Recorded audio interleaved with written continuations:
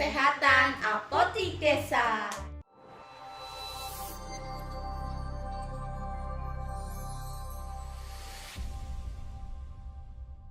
Oke, hari ini kita mau bahas tentang sirup.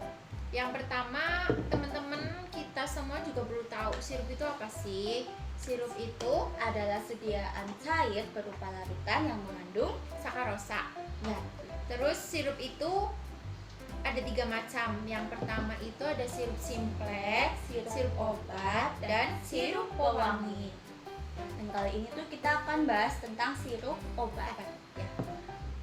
Kita bahas tentang keuntungan dan kerugiannya dulu pas teman-teman minum obatnya itu menggunakan sediaan sirup.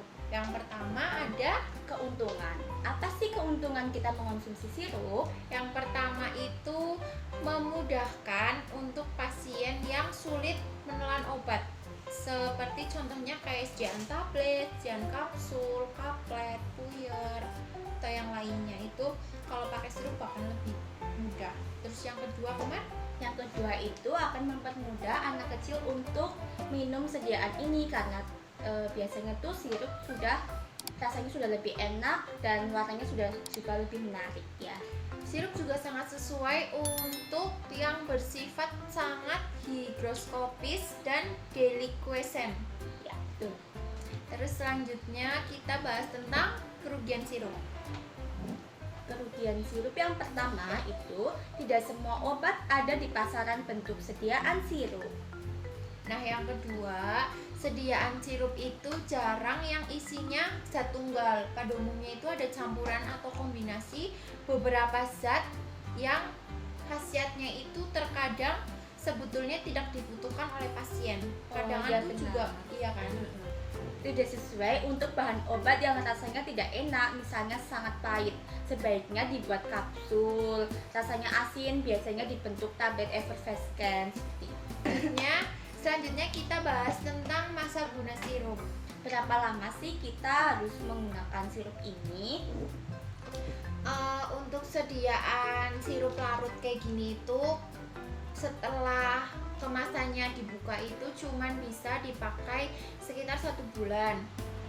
Nah, kenapa cuman bisa dipakai selama 1 bulan? Karena ketika bungkusnya udah dibuka itu kuman, bakteri itu bisa masuk dan efektivitas dari kandungan obat ini tuh berkurang. Jadi kayak khasiatnya itu kurang bagus gitu setelah 1 bulan.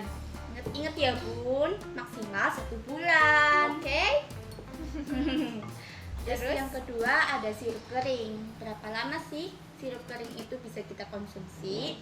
Nah, sebelum bahas ke ini mungkin ada yang belum tahu gimana caranya melarutkan sirup kering. Jelaskan, Ma. Jelaskan ya. Ini sirup kering itu bagaimana sih kita harus melarutkannya? Yaitu pertama kita harus membuka segelnya dulu. Kemudian kita tambahkan dengan air sesuai Sebanyak? batas kalibrasi ini. Ini ya, sesuai batas kalibrasi. Karena setiap obat itu berbeda-beda berapa milinya gitu. Terus jangan lupa dikocok. Ngomongin masalah ini penggunanya harus dikocok dulu, perlu tahu dong teman-teman kenapa sih di setiap kemasan obat itu pasti ada tulisannya harus dikocok dahulu. Nanti Damar jelasin kenapa obat itu pemakaiannya harus dikocok dulu. Nah, bila tidak dikocok, volume obat yang dituangkan ke sendok atau gelas takar bisa tidak sesuai dengan dosis yang ditentukan. Nah, ini hasilnya nanti tidak maksimum guys kalau kita konsumsi. Ada nggak sih yang kayak tanya kalau misalnya nggak dikocok dulu gimana kak? Nah, itu akan dijelaskan sama Mbak Mega. Nah kalau yang itu kalau misalnya boleh nggak sih kalau misalnya sirup itu nggak dikocok dulu gitu kan? Itu tergantung sediaannya. Kalau misalnya sediaan yang dry sirup kayak gini itu memang harus dikocok dulu, soalnya kalau nggak dikocok dulu tuh kayak ini kan dry sirup ya, nanti tuh jadi gumpal gitu loh di bawah, jadi tuh Mengendap gitu mengendap. ya. Nah Jadi kalau yang udah kayak sediaan larut obat kayak gini batu. tuh nggak perlu dikocok sebenarnya, nggak apa-apa kan, juga di iklan ada tuh obat yang tidak perlu dikocok perlu karena dikocok. sudah larut gitu ya. Iya, kayak gitu guys. Terus habis itu kita bahas tentang cara penyimpanan obat sirup. Iya tuh, kadang kan ada orang-orang itu yang nyimpen di dalam kulkas, di dalam lemari. Itu kenapa sih? Sama kita simak penjelasannya ya.